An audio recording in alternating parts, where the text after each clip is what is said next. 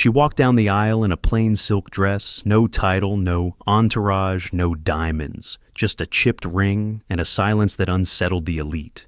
The guests sneered, the mother-in-law objected, and the maid of honor, his glamorous ex, tried to humiliate her in front of the world. They called her a nobody, a charity case, a mistake. But when the priest paused and revealed her true name, Princess Alina Thalassa Evangeline Renwind, heir to a dynasty that funds the world's central bank, the cathedral fell silent.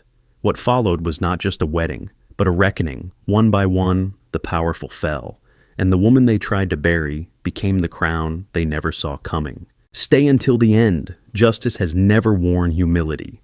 So, the bells of Valamount Cathedral tolled through the gray April sky, their echoes trailing down cobbled streets like a royal proclamation. Yet not one guest inside paused to honor their solemn beauty. All eyes were fixed elsewhere. She had arrived not in a velvet carriage, not on the arm of a herald, but alone, stepping softly across the marble threshold, as if the grandest cathedral in Eisendorf were nothing more than a garden gate. Her name on the invitation had been simple, Alina Thalassa. No surname, no title, no crest embossed in gold. And that to the congregation of diplomats, financiers, and blue-blooded legacies was an offense, a challenge to their rules, and in their eyes perhaps a mistake. Her gown didn't shimmer, it whispered. It was soft, white silk, unbranded, unembroidered, unbothered by trends. It draped her form with a grace that needed no corset, no crystals. Around her finger was a ring, old silver chipped, the kind only a daughter would wear, in memory. Not luxury. Her hair, chestnut and unstyled, fell in loose waves held back by a tarnished silver clip. No stylist in sight. No designer claim. She moved like someone accustomed to silence, like someone who had attended thousands of rooms where people spoke about her without knowing her name. And in this room where champagne breathed like perfume, and every heel click echoed like a power move, her stillness was an offense all its own. Where are her bridesmaids, whispered a countess, her satin sleeves trembling in theatrical disbelief. No crimson carpet, scoffed a politician's wife, nose wrinkled as if royalty should arrive with a drum roll. At the altar, Damien Everhart, son of the Everhart Consortium, the global titan behind defense systems and diplomatic leverage, stood waiting, tall, poised, unreadable. In a black tailored tuxedo that whispered military precision, his green eyes met hers across the cathedral, and for a moment, a hush. He offered his hand, she took it. The gesture, simple and silent, should have spoken volumes. But in this cathedral of expectation and tradition, it only deepened the mystery. Who was this woman? A rumor crawled through the velvet pews like smoke she worked in a bakery. Another said she was a gardener's daughter from the Thalassa coast. A third, more scandalous, a charity case Damien had foolishly taken under his wing. She doesn't even have a Wikipedia page, muttered a teenage aristocrat phone already out, trying to catch the perfect unflattering angle. She looks like she stitched her dress from attic curtains, whispered Serafina. Marlowe, Damien's ex and maid of honor, her voice sharp enough to cut silk. Her crimson gown shimmered, her smile didn't. And through it all, Alina said nothing. She did not adjust her gown. She did not offer a forced smile. Her hazel eyes remained steady, not defiant, but something deeper, something unshaken, as if she knew that silence when held long enough could become thunder. And above her, the chandeliers glittered, not with approval, but with cold reflection. She stood at the altar, not as a bride to be admired, but a woman under siege, and she didn't flinch. The weight of 1,000 gazes pressed against her silk-covered shoulders as Alina stood beside Damien, not held, not embraced, but examined. Every breath she took was measured against the expectations of a world she'd never asked to enter. The cathedral air, once heavy with incense and solemnity, now bristled with quiet cruelty. Lady Vivian Everhart, Damien's mother, sat in the front pew like a monarch without a throne, her posture stiff, her silver gown immaculately pressed. Her icy blue eyes scanned Alina, not with curiosity, but with appraisal. Or perhaps appraisal would have been kind. What gleamed in her gaze was something colder, rejection dressed as restraint. "We invited heads of state," she whispered to the Earl of Selborne, her voice a thread of silk hiding steel, "and he brings the help." The Earl chuckled behind his glove. 2 rows behind them, the murmurs grew bolder. "No, Last name, someone said. No. Title, no. LinkedIn. Another added laughter laced with disdain. A cluster of financiers, all patent leather shoes and pocket squares, leaned together. One sipped champagne before murmuring, "A blank slate. She could be anyone, which means she's probably no one. She's here for the money." Another whispered Everhart Consortium's billions would attract anyone desperate enough to fake grace. And then, of course, there was Serafina, draped in molten gold, lips slashed red. She radiated the kind of confidence that only came from generations of being told she deserved the world. As Alina passed by earlier, Serafina had leaned just close enough to be heard and just loud enough to wound. "Are you sure Damien knows who you are?" she asked, voice like honey over thorns. The question wasn't just for Alina, it was for the audience, for the cameras, for the gossip columns, already drafting headlines. Now standing behind Alina with a perfect posture and poisonous smile, Serafina let her fingers trail along the bouquet. She held a symbol of what she believed should have been hers. "She's a ghost," she whispered to the Duchess of Rhinewell. "No past, no pedigree, not even an Instagram following," the Duchess chuckled. "Perhaps she's part of some social experiment, Damien's project of the year." Even fashion editors joined the fray. In the fifth pew, a woman from Haute Royale jotted in a velvet notebook, "Dress off rack, clip dollar bin, no signature scent detected." One influencer live-streamed the event. "Okay, I'm just saying, this is fashion homicide.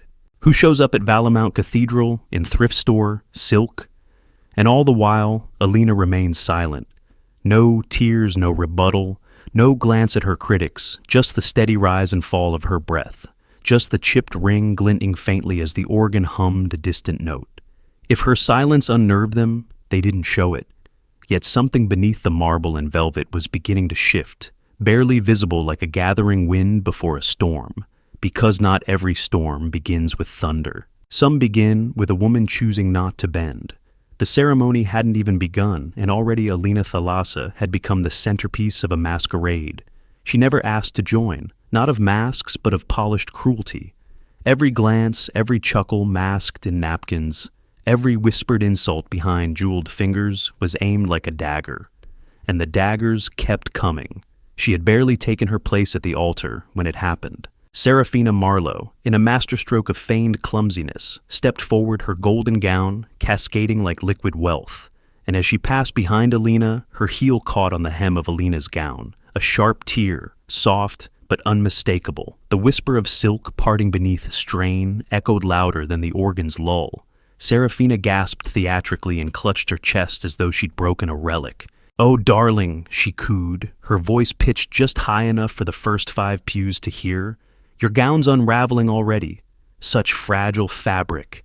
A ripple of laughter spread across the congregation, not the bold, belly-deep kind, but the cruel, restrained kind that lives in elite circles, the kind that makes itself small so it can hide behind civility.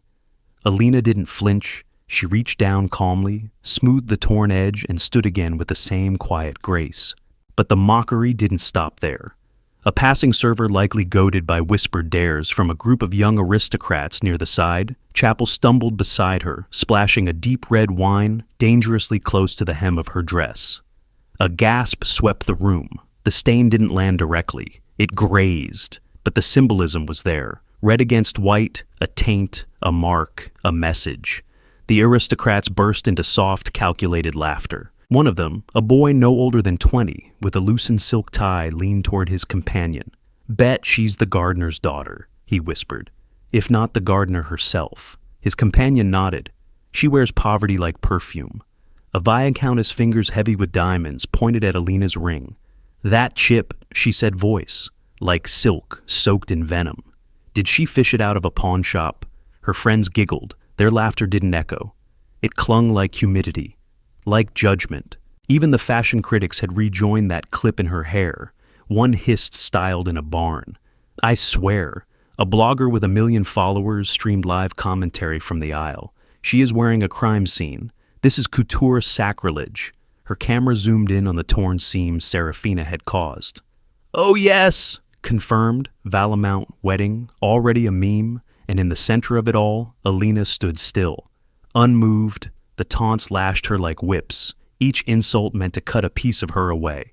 But they underestimated her silence. They mistook stillness for surrender. What they couldn't see was what flickered just beneath her quiet. A storm that had not yet spoken, but would soon. The organ fell into a breathless pause. A hush swept across Valamount Cathedral, not reverent, but sharpened like a blade being drawn. Even the chandeliers suspended like constellations in the vaulted ceiling seemed to dim under the weight of what was about to unfold. At the altar, Alina Thalassa stood alone in her plain silk gown, fingers gently adjusting the torn edge near her hip, a small, deliberate gesture that betrayed nothing of the storm churning behind her steady hazel eyes. Across from her, Damien Everhart remained still, his jaw tight. He had not said a word since they'd stood beneath the stained glass arch together, but his silence was different, not the silence of submission, but one of calculation. Watchful, ready. Then the priest stepped forward. Father Laurent Ambrose, draped in black ceremonial robes with silver embroidery only worn for noble unions, opened his ancient book with the gravity of history. Before we proceed, he said, voice echoing across marble and ego, I am bound by tradition to ask, does anyone object to this union? A pause, a breath, then rustling silk, the scrape of heels, the unsheathing of arrogance. Two figures rose at once. First, Seraphina. Marlowe, her golden gown gleaming like false virtue.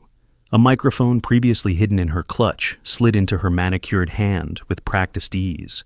I object, she said, her voice confident, loud enough to claim the cathedral itself. This union is a mistake. Gasps rippled through the crowd like falling dominoes. Second lady, Vivian Everhart, Damien's mother, stood beside Seraphina, her silver gown as severe as the chill in her voice.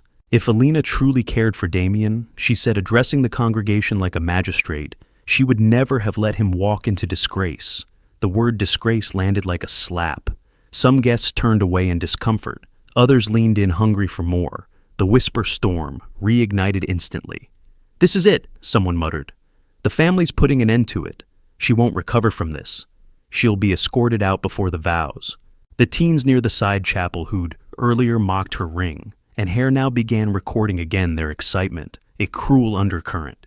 Even the organist's fingers trembled above the keys. But Alina didn't move. Her spine remained straight, her hands calmly folded, as if she'd seen this moment coming long before they did. As if this entire cathedral, its judgment, its cruelty, its venom was playing a role she had quietly assigned them in her silence. Across the aisle, Damien's eyes locked onto hers. No fear, no surprise. Only a single steady truth passed between them. They expected her to break, but she was waiting because she knew something no one else did. And in the space between silence and scandal, the storm began to turn. The silence inside Valamount Cathedral turned glacial, sharp, brittle, as if even sound itself had been warned not to breathe too loudly. Seraphina stood tall in gold, the picture of confidence, while Lady Vivian Everhart tightened her grip on a pearl-encrusted clutch, her face carved from marble. Together, they faced the altar like judges handing down a sentence. The crowd waited for the bride to flee, or at least falter. Alina Thalassa did neither. Instead, it was Father Laurent Ambrose who moved. Closing his ceremonial book with a firm thud, he stepped down from the dais, not toward Damien, not toward Vivienne, but toward Alina. There was something solemn in his movement, something reverent. Before we continue, he said, his voice quieter now, yet every syllable seemed to ring louder than Seraphina's objection. I must honor a formal request received by this cathedral from a royal house recognized by the European Sovereign Accord. Gasps sparked like flint. A request. The priest continued, his eyes not leaving Alina to confirm the true identity of the bride standing before us. The whispers halted, phones lowered, every breath was bated. He gently reached for Alina's hand. She offered it. Then, raising his voice just enough to reach the farthest vaulted corners of the cathedral, he said, Princess Alina Thalassa Evangeline Renwind, legal heir to the Renwind dynasty, one of the 3 sovereign families who fund the World Central Banking Council. A silence fell that was not still but stunned. shattered. A name that didn't just open doors, it governed them. The crowd froze. The financiers who had chuckled earlier now stared pale and blinking. The influencers stopped their live streams mid-sentence. Even the fashion editors lowered their pens. The hashtag #NoshBrideFail died in the same breath it had flourished. At the back of the cathedral, where the guests had paid little attention, 4 figures rose from their gilded chairs. A tall man in full military dress, uniform medals gleaming. A veiled woman in a violet gown with the posture of a legacy. 2 royal youths beside them, a boy and a girl whose silence now felt like thunder. They did not need to introduce themselves. They were the Renwinds, and they were no longer waiting in the shadows. The man, unmistakably King Aldrich Renwind, removed his white gloves and began walking down the aisle, each step measured like a declaration. When he reached the altar, he faced the crowd. "I am here," he said, his voice unyielding, "to return my daughter to her throne." The veiled woman bowed her head. Queen Isolde. The royal guards behind them unfurled a massive banner embroidered with the Renwind crest gold thread on storm blue velvet. It swept across the aisle like a wave of reckoning. Then one of the guards in full regalia stepped forward, bowed low before Alina, and said, with a voice heavy with honor, "Your Highness, forgive us. We were late in silencing the disgrace." Seraphina's smile cracked. Lady Vivian paled. The pews turned from whispers to stunned silence, the crowd unsure whether to kneel or disappear. But one thing was now undeniable. The girl in the plain silk dress was no ghost. She was royalty, and the cathedral belonged to her. The silence that followed the reveal was different. It wasn't cruel. It was terrified. The same guests who'd whispered, mocked, and live-streamed their contempt now sat as still as carved statues, the kind that suddenly feared being shattered. Princess Alina Thalassa Evangeline Renwind stood unchanged at the altar. Same gown, same chipped ring, same steady eyes. But everything around her had transformed. No longer the unknown girl, no longer the help. Now she was the daughter of a monarch who could unmake economies with a single signature. And King Aldrich Renwind was not finished. The monarch turned from the guests to face the front pew, where Lady Vivian Everhart sat in cold disbelief, her spine taut against the velvet cushion. "I came here in silence," the king said, "because my daughter wished for her wedding to be hers, not a coronation. But I can no longer stay quiet." His voice echoed like the toll of justice. He turned to the guests, many of whom were titans of trade, media barons and foreign dignitaries. "The Renwind dynasty," he declared, "does not simply wear crowns. It holds the arteries of global finance. Every institution you pride yourselves on, every loan, every line of credit, every campaign donation, every endowment that funds your reputation, it all runs through our name." A collective inhale swept the cathedral. In the front row, a banking magnate turned a shade paler. His wife clutched his arm. Behind them, a tech mogul who had moments earlier called Alina a ghost checked his phone beneath his jacket, his fingers trembling. His company's liquidity is tied directly to Renwind investment. He looked up stricken, one of Alina's cousins, the young prince. Elias stepped forward, his posture regal, voice even. "Our cousin has funded your galas," he said coolly, pointing toward the aristocrats who had laughed. "Your charities, your peacekeeping missions, the very defense contracts the Everhart Consortium thrives on, were negotiated with her knowledge before she turned 20. The Duchess who mocked Alina's dress clutched her pearls. Lady Vivian, usually so composed, whispered hoarsely, "That's not possible," but it was. And the Renwind guards were already moving one-handed, a silver tablet to King Aldrich, who held it aloft. Live data appeared on the cathedral's projection screen.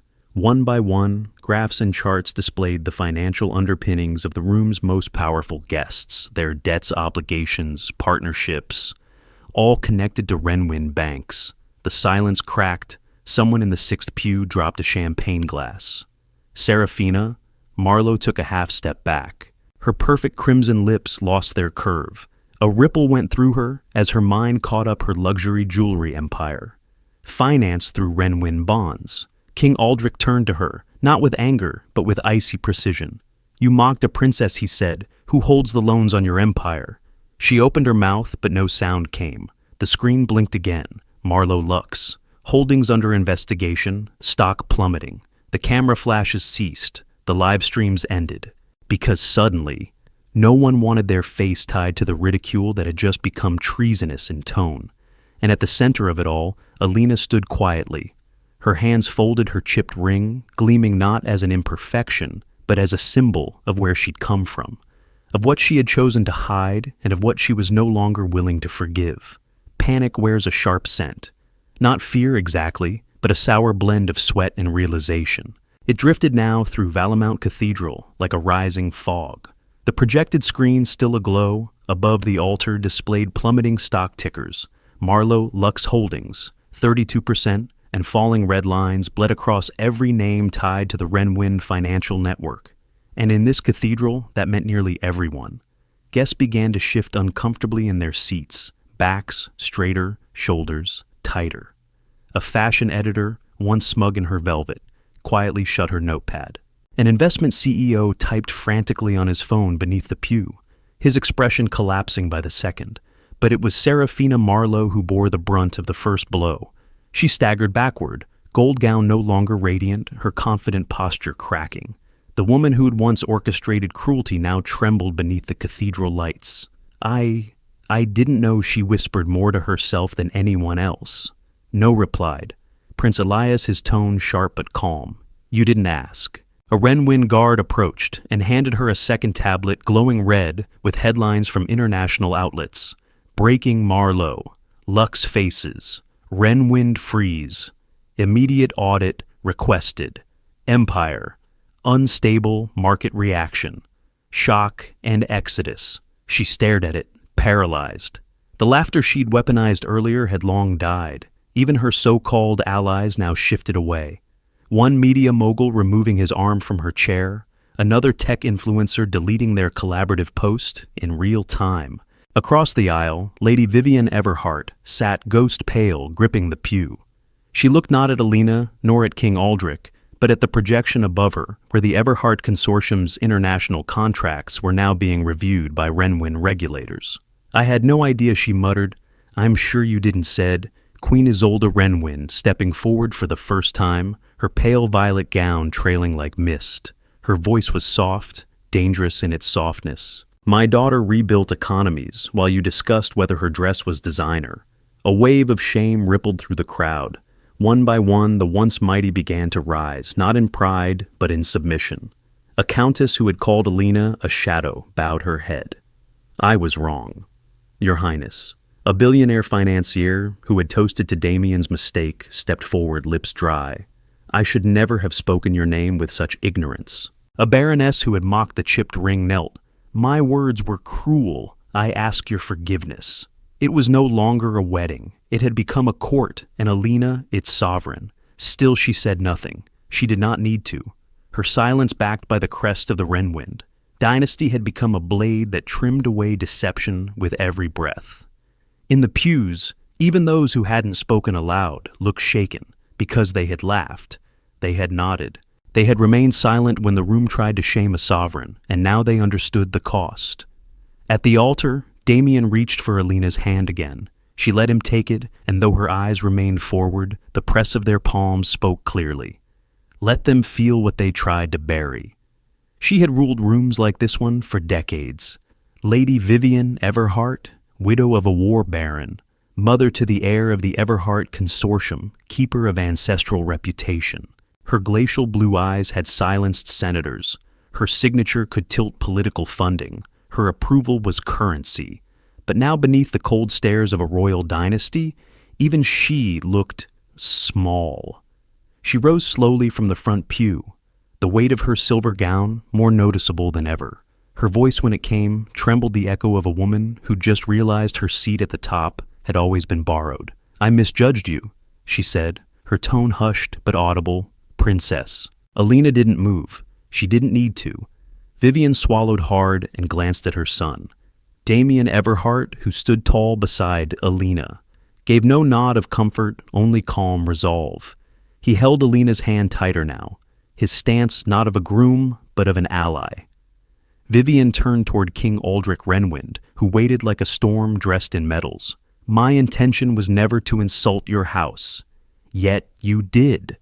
King Aldrich interrupted, his voice low. Lethal, you insulted my blood.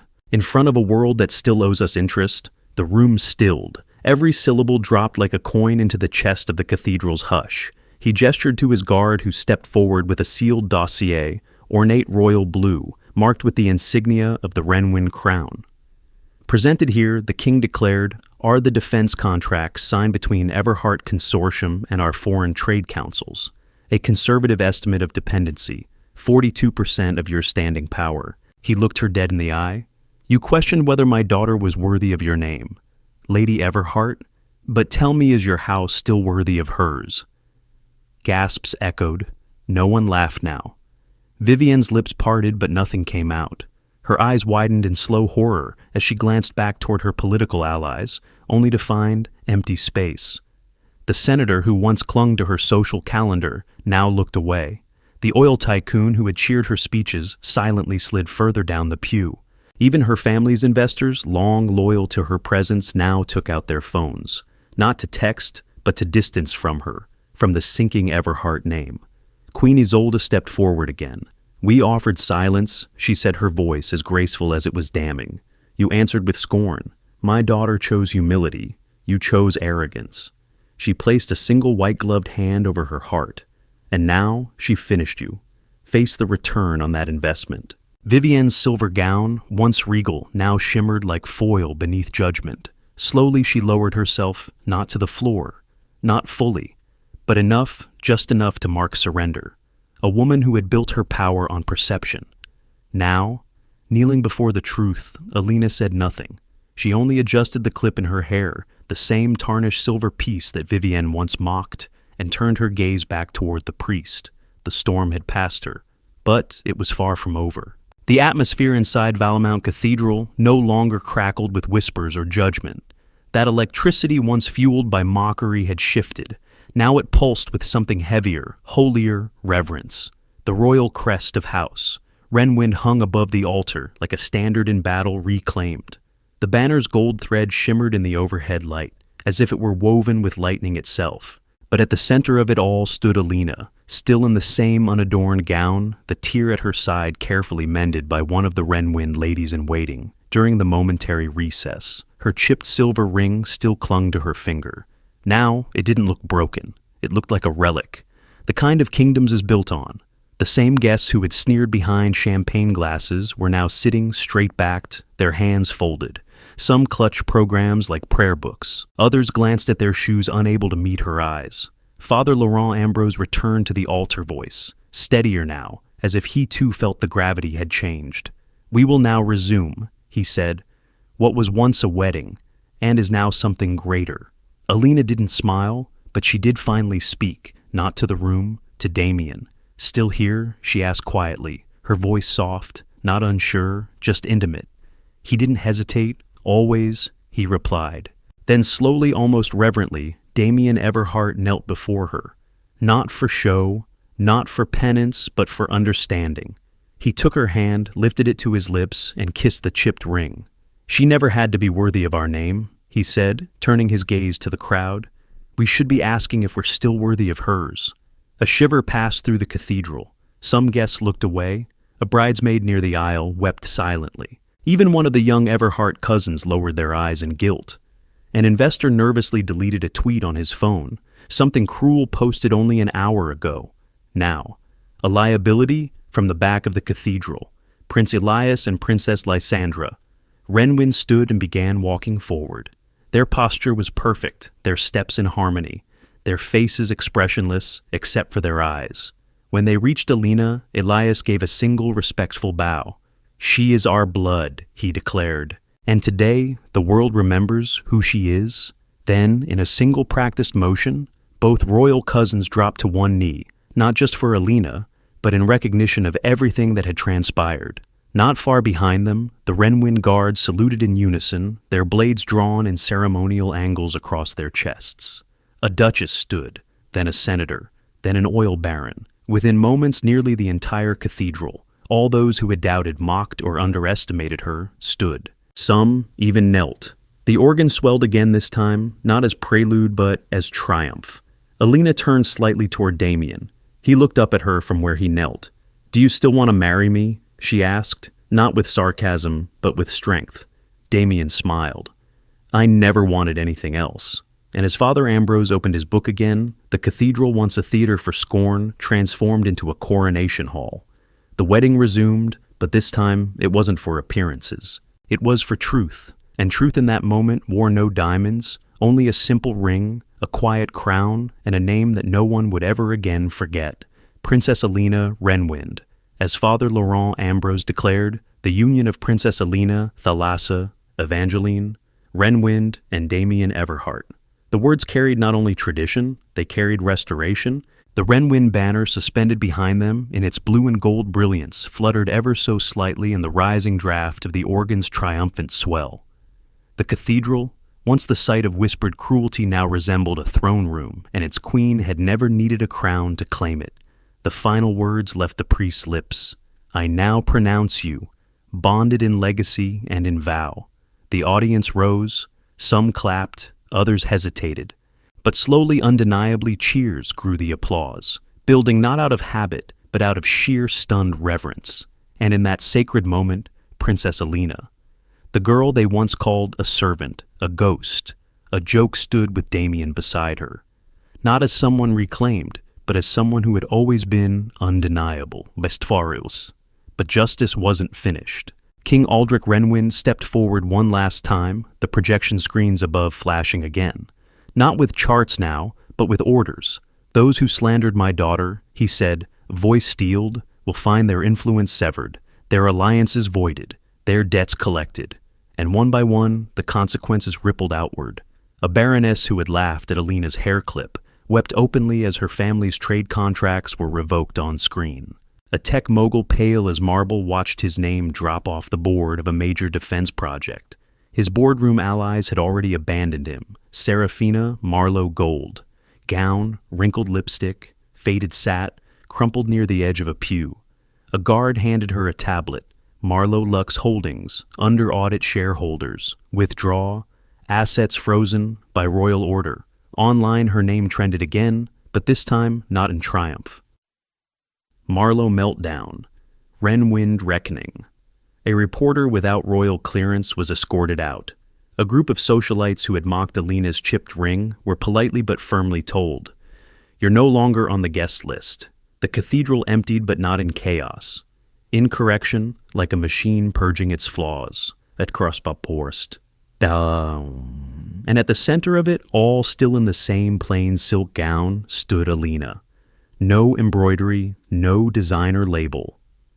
Just the quiet dignity that had brought an empire to its knees. Her ring, chipped and worn, now gleamed in the light of vindication. Her silence, once mocked, had become a sword. As she and Damien exited the cathedral beneath an arch of raised sabers from the Renwind Royal Guard, the world watched not just those present, but millions online, thousands in the press, and countless in hushed rooms where power was passed in whispers. And they would remember this day, not as a wedding, but as a coronation. Not of diamonds, but of dignity. Not of titles, but of truth. In a world obsessed with status and spectacle, Princess Alina's story is a powerful reminder that dignity doesn't always arrive in diamonds and designer gowns.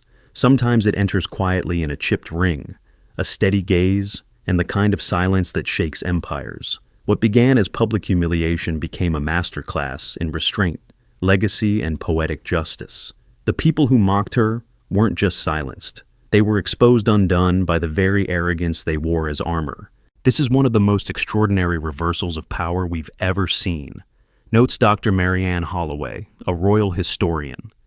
It wasn't just a wedding. It was the symbolic dismantling of elitism by grace alone. If this story moved you, if you believe in strength without spectacle and justice, served cold but deserved, like, share, and subscribe. Support the channel to help us bring more true and emotionally powerful stories like this to light. Your voice helps elevate voices that were never meant to be silenced.